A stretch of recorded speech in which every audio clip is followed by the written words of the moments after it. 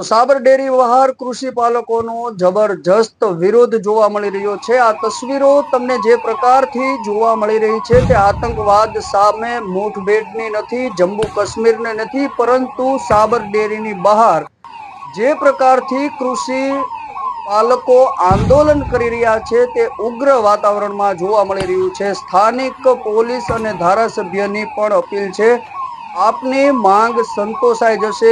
સમગ્ર મામલો અત્યારે પોલીસ આવી અને વ્યવસ્થિત કરવા જઈ રહ્યો છે, પરંતુ કૃષિ પાલકોમાં ભયંકર આંદોલન ચાલી રહ્યું છે।